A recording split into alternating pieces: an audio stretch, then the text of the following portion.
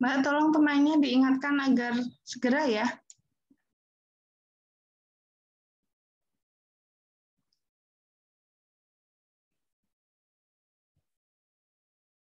Diingatkan lagi di grup, Mbak. Tolong temannya, Mbak. Baik, Bu.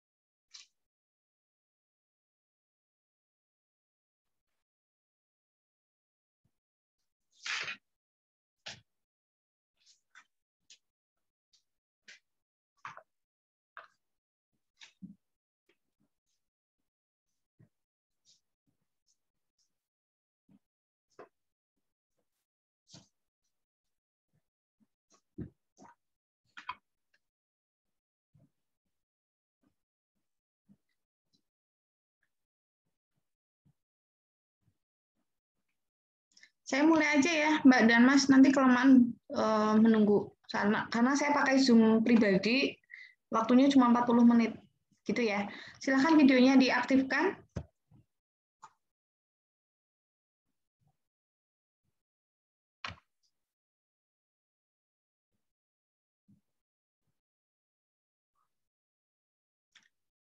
Ya, oke. Putri mulai ya. Bismillahirrahmanirrahim. Selamat pagi menjelang siang ya. Assalamualaikum warahmatullahi wabarakatuh. Waalaikumsalam warahmatullahi wabarakatuh. Ini yang kelas kemarin ketemu Putri di mata kuliah manajemen keperawatan kan ya? Iya, Bu. Oke, aturan mainnya sama. Mahasiswa bayangkan kayak mau kuliah ke kampus ya. Jadi posisinya rapi, bajunya sopan, sesuai aturan ya. Kayak IFAI, LG, pakai kaos ya. Harusnya pakai apa? Kemeja. Mudeng ya. Tuh kayak Hengki. Hengki cakep ya, pakai kemeja. Tapi ada angin besar, jadi suara saya ke bawah angin. Hengki nggak jadi cakep. Nggak ya, bercanda ya Hengki ya. Terus mudeng ya Iva ya. Ega Pramudia pakai kaos apa-apa. Terus Jaya posisinya kayak di mana Jaya?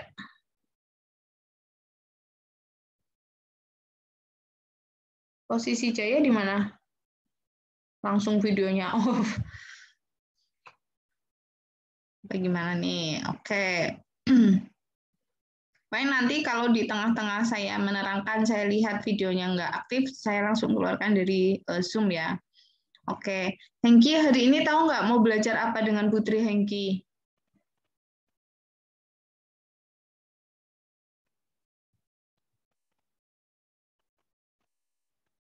Belajar tentang apa?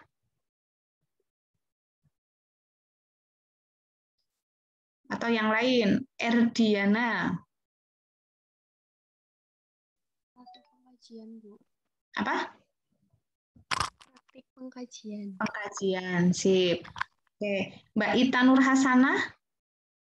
Halo Mbak Ita.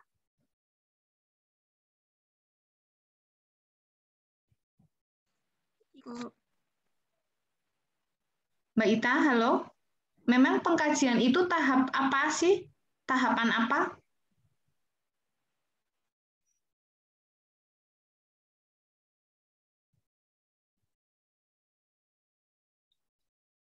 Oke, lanjut. Masih diam. Eling, halo Eling. Sinyal. Vina, halo Vina. Pengkajian itu tahap apa, Vin?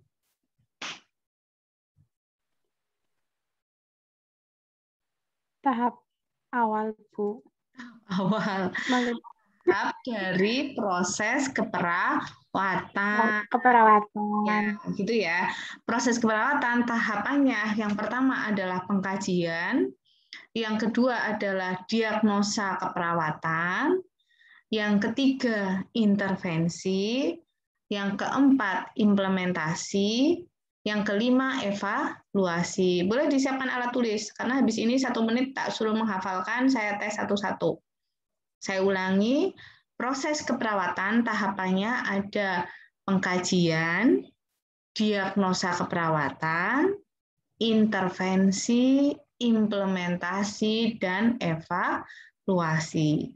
Hari ini kita belajar yang praktek pengkajian. Mudah nggak? Karena secara teori pengkajian udah ada di materi sebelumnya. Jadi ini lebih ke prakteknya. Gitu ya. Oke. Sudah ya? Oke, silakan hafalkan 1 menit. Habis itu nanti saya tanya.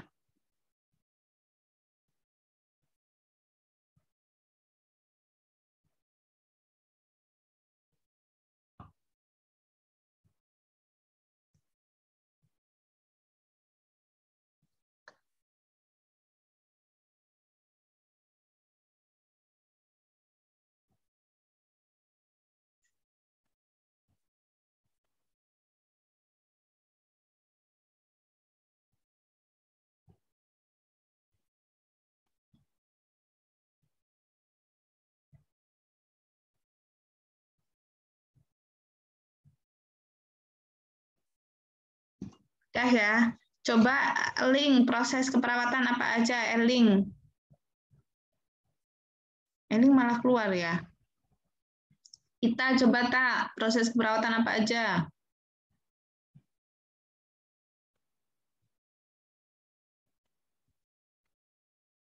Halo Ita, bisa apa Lurung?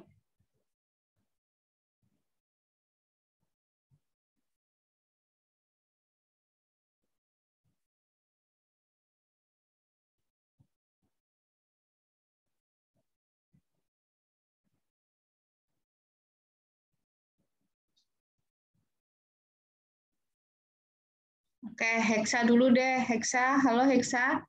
Coba proses keperawatan apa saja? Ada pengkajian, diagnosa keperawatan, intervensi, implementasi, evaluasi, Bu. Oke, jadi harus cepat ya hafalinnya karena memang untuk jadi perawat banyak hafalannya. Ega, coba Ega.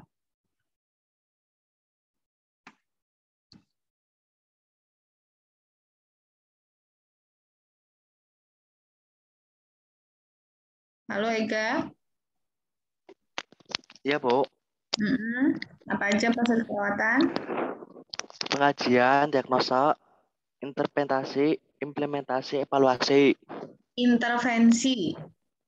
Intervensi. Itu intervensi. Yuk diulangi. Pengkajian, diagnosa, intervensi, implementasi, evaluasi. Oke, Ita diulangi, Tak.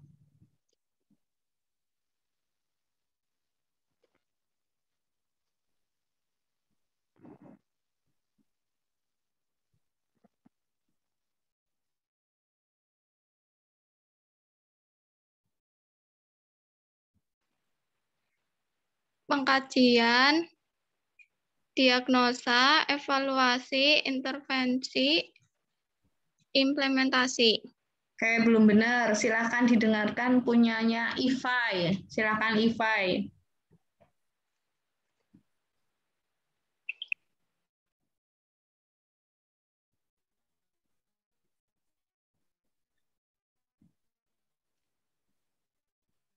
Pengkajian, diagnosis perawatan, intervensi, implementasi, evaluasi. Oke, videonya berhenti. Ifai. Ya, Bu. Ya, diulangi. Pengkajian, diagnosis keperawatan, intervensi, implementasi, evaluasi. Intervensi ya, oke. Diulangi Ita. Pengkajian, diagnosis, intervensi, implementasi, evaluasi. Ya, oke. Besok saat sidang KTI, siswa Putri gitu ya, semester 5-6, itu kan kalian ada tugas KTI individu. Tetakoni siji-siji nang dosene ya, ngapal nak. Jadi emang kudu belajar biar ngapalin cepet, ya otomatis harus berproses tiap hari kudu dilakukan. Mudeng ya. Dulu adik saya pas SD apa ya, ini komen pas habis pulang sekolah, kamu ngapalin ini 2 lembar gitu ya, dia nangis-nangis kayak apa, nggak mau, tetap pintunya kunci. Terus nanti 1 jam Putri responsi dia, walaupun dia nggak mau nangis-nangis ya tetap kudu ya. Tapi alhamdulillah dia apa ya, pas berapa semester kebetulan karena pas itu Putri kuliah, terus habis itu pas Putri mudik lagi, dia bilang, Mbak gara-gara kamu nih aku ranking 3, biasanya dia nggak pernah ranking. Jadi ngaruh kayak gitu ya. Jadi yang sekarang merasa hafalannya suwe, kudu dilatih gitu. Seperti ya otak itu seperti pisau ya, semakin sering diasah dia semakin pasah. Mudeng ya. Oke, nanti akan ada hafalan yang lain, saya share materi dulu. Ini materi dari Bu Murni.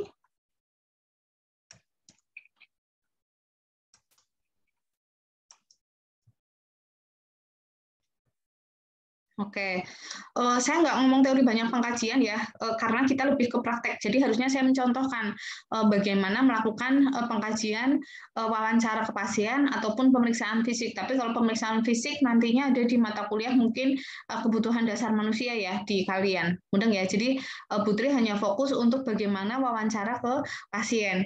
Ingat habis kalian kuliah dengan saya hari ini, satu kelas kan dibagi jadi 6 kelompok ya. Tugasnya adalah melakukan pengajian ke tetangganya seperti itu. Jadi ini harus mudeng karena habis ini langsung aplikasi ke tetangga gitu ya. Oke, pengkajian. Jadi kalau pengkajian ini adalah tahap pertama dari proses keperawatan ya. Di situ perawat mengumpulkan data. Jadi pengkajian itu adalah apa yang saya lihat. Jadi ini ada pasien, terus apa yang saya lihat, apa yang saya cium, apa yang saya dengar, apa yang saya rasakan. Mudeng ya? Makanya itu adalah pengkajian. Makanya ketika saya di dekat pasien, apa yang saya dengar, pasien ngomong apa, aduh aku nyeri misalnya. Itu ya berarti data pengkajian. Terus apa yang saya cium? Saya di dekat pasien tuh saya mencium, ih kok bau enak ya. Terus rambutnya pasien berantakan, kelambine misalnya nggak rapi, ih jangan-jangan burung adus nih pasiennya kayak gitu. Mudah ya. Jadi pengajian adalah apa yang saya lihat, apa yang saya dengar, apa yang saya rasakan. Terus selanjutnya saya lewati aja. Oke, di tahapan proses pengkajian ini, saya sebagai perawat, saya mengumpulkan data, terus selanjutnya adalah saya memverifikasi data. Jadi kayak tadi, ketika saya melihat data pasien yang mambu, giginya kuning, menurut saya pasien belum mandi, tapi harus diverifikasi, harus divalidasi. Bapak, untuk mandi pagi, Bapak sudah atau belum ya? Mudah ya? Jadi harus divalidasi. Bisa dipahami ya. Jadi nggak boleh menjas langsung pasiennya burung adus, itu enggak, tapi harus divalidasi. Terus selanjutnya adalah data diorganize. Organize itu artinya datanya dikumpulkan. Oh ini loh data tentang mandi. Oh mandi kan berarti kaitannya dengan tadi ya, ada gigi, ada bau mulut misalnya. Itu dikelompokkan mandi sendiri. Terus kalau pasien ngomong mual, ngomong muntah, oh dikelompokkan sendiri gitu. Terus selanjutnya adalah interpretasi. Nah, interpretasi ini yang butuh ilmu ya. Misalnya kayak tekanan darah. Heksa sudah diajari tentang tekanan darah belum? Normalnya berapa?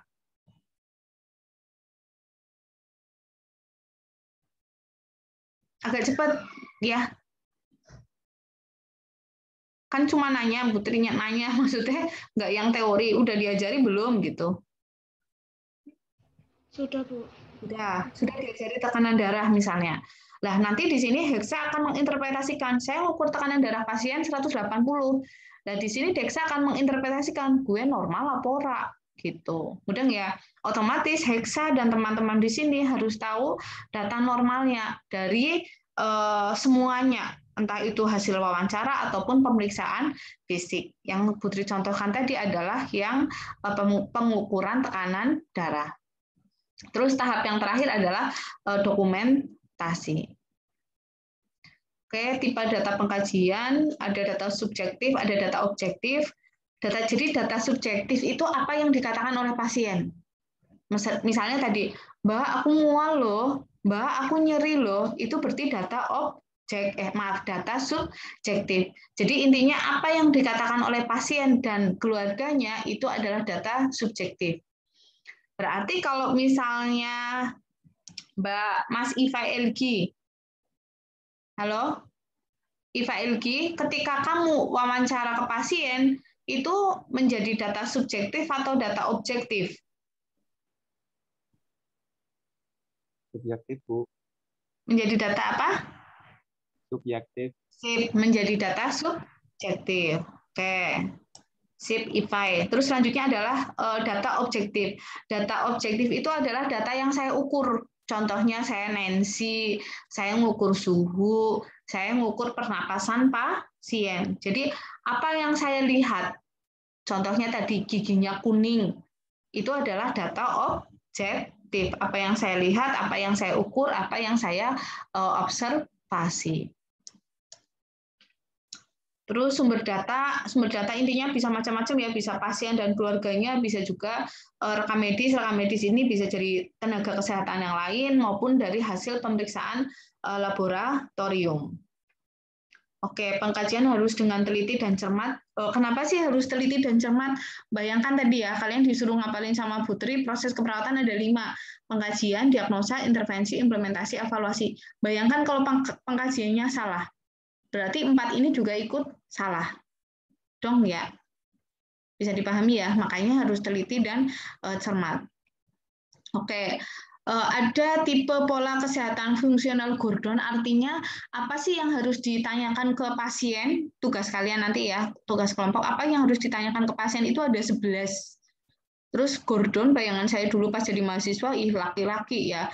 Ternyata perempuan. Ya, tokoh keperawatan Gordon ini adalah seorang perempuan. Apa saja sih 11 pola kesehatan ini, dan otomatis kalian harus apal ya. Yang pertama adalah pola persepsi kesehatan dan manajemen kesehatan, pola persepsi kesehatan dan manajemen kesehatan. Yang kedua adalah pola nutrisi, yang ketiga pola eliminasi, pola aktivitas latihan, pola istirahat tidur, pola persepsi kognitif, terus pola konsep diri, pola peran dan hubungan, pola seksualitas reproduksi, pola coping toleransi stres, dan yang terakhir adalah pola nilai kepercayaan. Nah, main ngapalnya cepat mungkin oke ya, tapi ngapalin yang bertahan lama. Bertahan lama berarti harapannya apa? Tingkatan pengetahuan kalian jadi lebih ya. Artinya paham, bisa menerangkan dengan kalimat sendiri. Lah biasanya kita pakai trik yang namanya jembatan keledai gitu ya. Jembatan keledai itu biar kita ingat terus. Contoh jembatan keledai saya terkait dengan pola ini adalah misalnya, saya bangun tidur, ketika saya tidur saya pengennya sehat dong. Iya kan? Berarti yang pertama adalah pola persepsi kesehatan dan manajemen kesehatan, atau gampangannya pola persepsi pemeliharaan kesehatan. Terus yang kedua, bangun tidur saya lapar. Jadi saya makan. Kalau makan berarti pola nutrisi metabolik. Sampai sini dulu mudeng? Mudeng ya. Terus setelah makan saya pengen BAB. BAB ini berarti adalah pola eliminasi. Mudeng ya. Terus masa sih hidup saya cuma makan, cuma BAB? Enggak dong, saya pengen jalan-jalan ke Ritamol. Berarti pola aktivitas dan latihan. Habis jalan-jalan saya capek, berarti pola apa? Istirahat, pakai Esikalibre tulipa, Esikalibre ki. Ngomong semua kok. Nah, iki mau arpiran. Apa ya? Arpiran. Iki kan lebih Blok padahal loh. Iki lebih bulat kan. Ya wis apa sih? Sing liane wis ya, Bro. Yes. Ya. Yang kelas B nih, Bu, yang Ya, kelas sampai oke. kelas 9.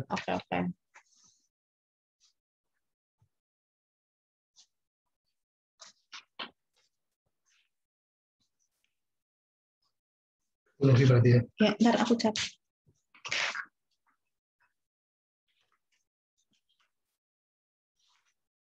Ada wis gelar itu.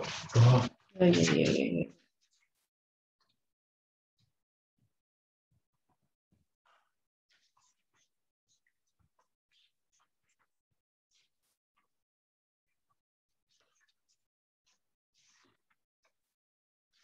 Ini Times New Roman.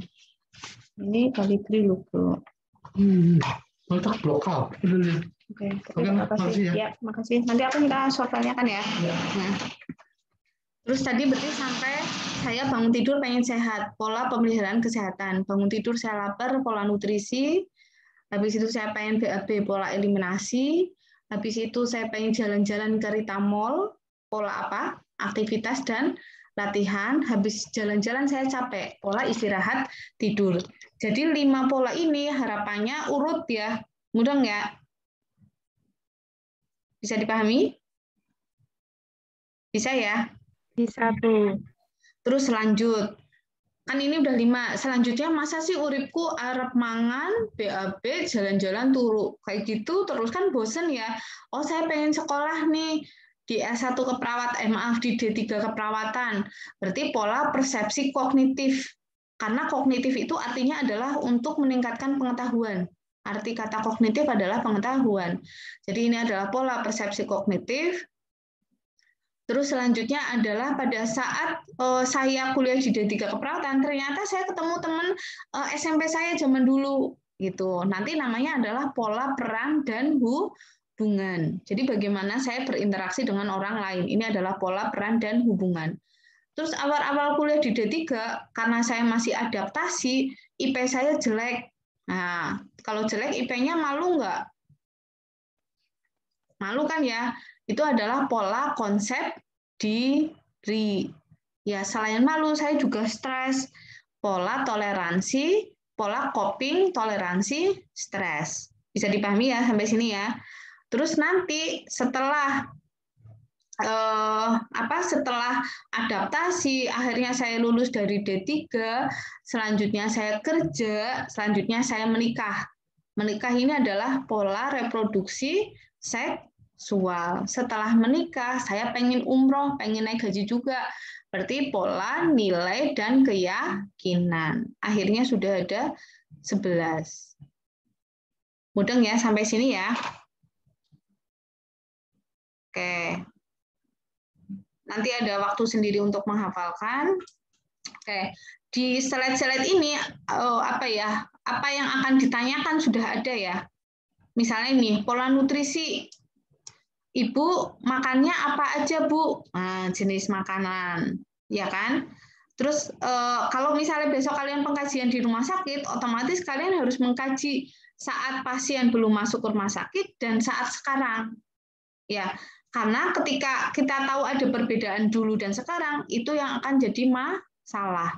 Contoh porsi, Bu dulu makannya porsinya habis nggak? Enggak, dulu habis, yang sekarang paling hanya setengah lah. Ini sudah mulai muncul masalah nih. Jadi besok kalian akan menemukan masalah ketika ada perbedaan di sebelum dan saat sakit. Gitu ya. Nanti saya langsung contohkan bagaimana saat wawancara ke pasien. Terus pola ABCD, jadi kalau di pola nutrisi ada yang namanya ABCD, antropometri, biokimia, klinis sama diet, tapi ini nanti aja ya, takutnya terlalu banyak yang dihafalkan, padahal fokus saya adalah lebih ke pola Gordon, saya lewati aja. Terus pola eliminasi, apa saja yang ditanyakan juga ada di sini ya, Mbak dan Mas, cuma lebih gini, nanti aplikasinya bukan, Bu, Ibu minum berapa cc, ya pasien meneket cc, saya nggak tahu gitu ya, ya nggak sih? Berarti nanyanya, Ibu sehari minumnya berapa gelas? Ketika pasien sudah menjawab, gelas yang ukuran mana, Bu? Yang biasa buat es teh atau gelas belimbing gitu lah. Nanti dari kalian yang ngitung, oh kalau gelas belimbing itu 200 cc lah. Tadi padahal ibunya bilang dia minumnya 8, berarti nanti 8 kali 200 ketemulah 1600 cc gitu. Mudah ya, jadi jangan di rumah sakit takon sih gawe mumet ya. Dulu zaman saya pernah ke keguguran di rumah sakit pasti akan ditanya data reproduksi ya. Saya ditanya apa sih ini mensnya kapan, terus anak pertama lahir kapan, anak pertama lahirnya dengan apa, tuh saya sampai nanyanya harus sekarang ya, saya lagi nyeri nih, kayak gitu. Jadi nggak enak, walaupun saya perawat, saya tahu ya perawatnya butuh data itu, tapi saya emang lagi nggak enak, nyerinya untuk menjawab kan otomatis butuh konsentrasi. Jadi jangan sampai kalian pasiennya lagi sakit, ditakoni sing angel-angel, sing pasiennya orang mudeng, gitu ya. Pun termasuk pipis, warna pipis. Bu, kira-kira pipisnya pirang cc? Ya mana ketehe, tapi dikira-kira. Bu, kalau pipis dalam sehari, kira-kira sekali pipis berapa gelas belimbing? Nanti, oh sekali pipis misalnya setengah gelas belimbing, kan berarti 100 cc. Nah, Ibu sehari pipisnya berapa kali? Gue ben datang badan mikir, oh ya 5 kali. Nah, nanti kalian yang hitung sendiri cc-nya.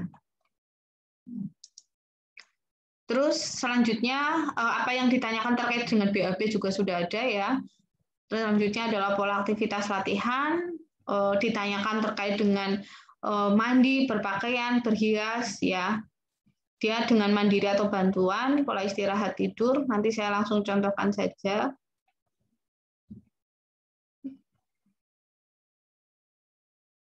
Ini pola reproduksi seksual. Kalau cewek banyak ya pertanyaannya, apakah dia tahu tentang sadari atau tidak, keluhan mensnya bagaimana, gitu-gitu detail ya. Kalau laki-laki ditanyakan terkait dengan sunatnya, terus tanya juga untuk pasien laki-laki itu, kalau perempuan ada namanya sadari ya, pemeriksaan payudara sendiri. Kalau laki-laki ada namanya pemeriksaan testis sendiri.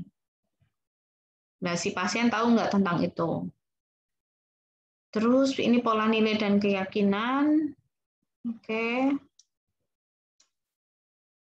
Ini terkait dengan ibadah. Oke. Ya. Terus lanjut dulu ya. Materi satunya, waktunya nggak cukup ya, 40 menit ya.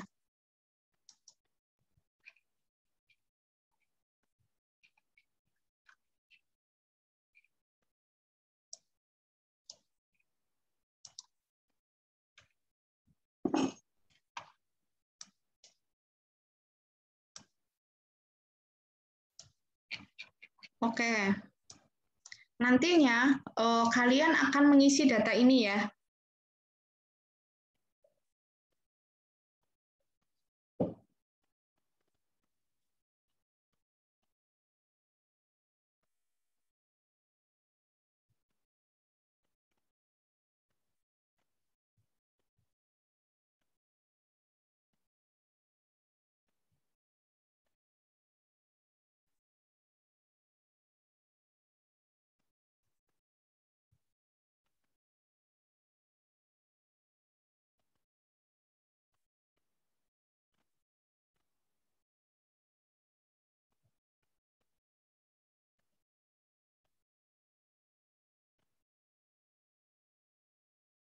Bentar.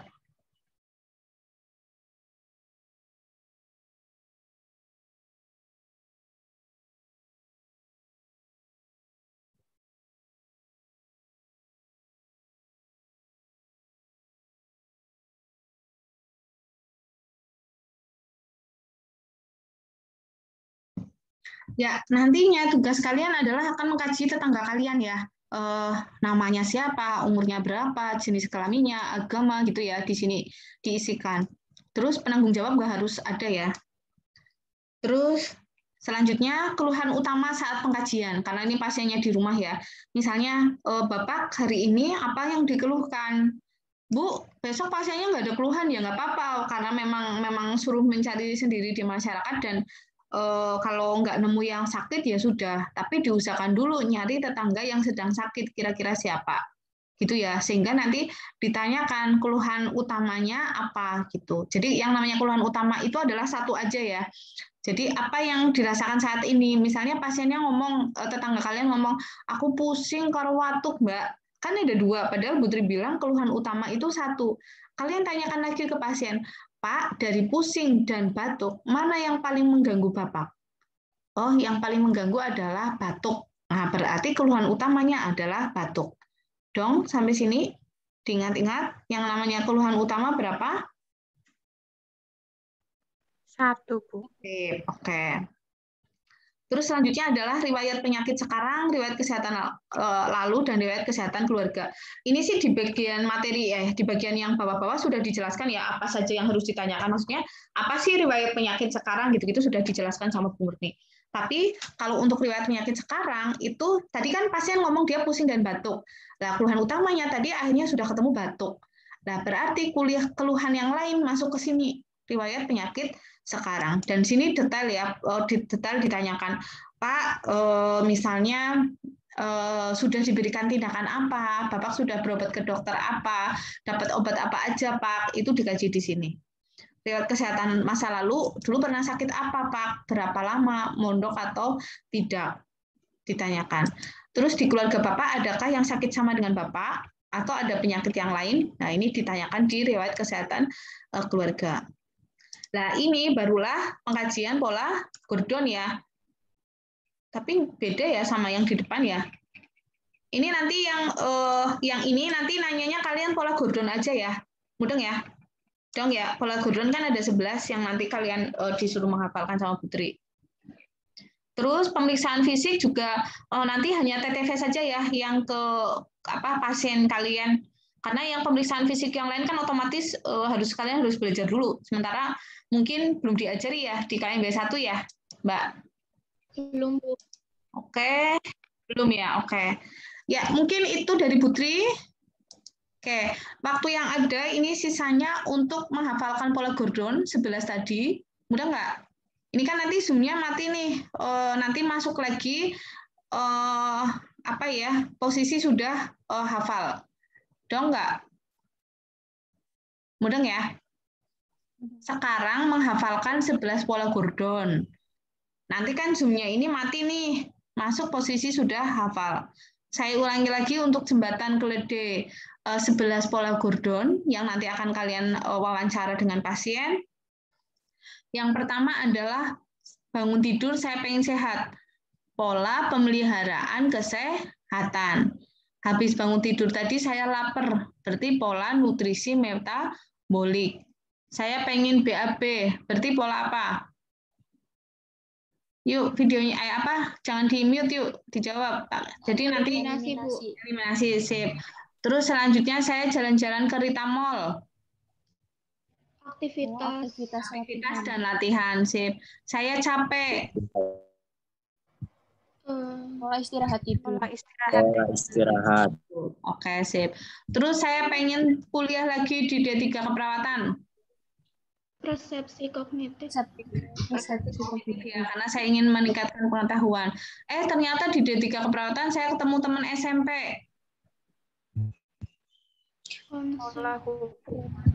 Peran dan hubungan. Oke, awal-awal kuliah saya belum adaptasi sehingga IP saya jelek. Terus saya jadi malu. Apa itu? Pola apa?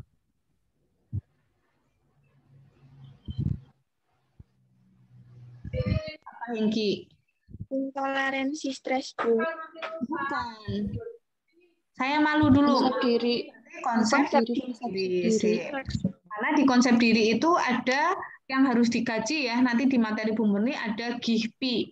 Ada gambaran diri, ada identitas diri, harga diri, peran diri, ideal diri. Nanti saya contohkan langsung pada saat wawancara.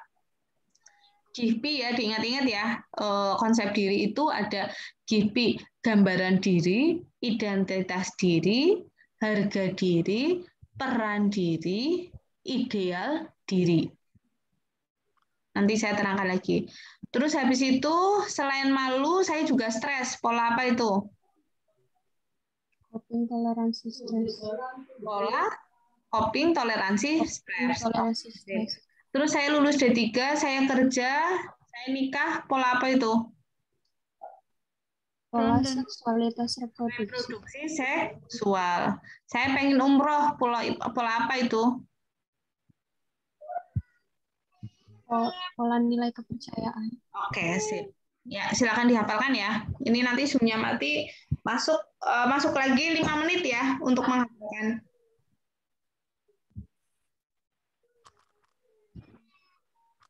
Kita makan.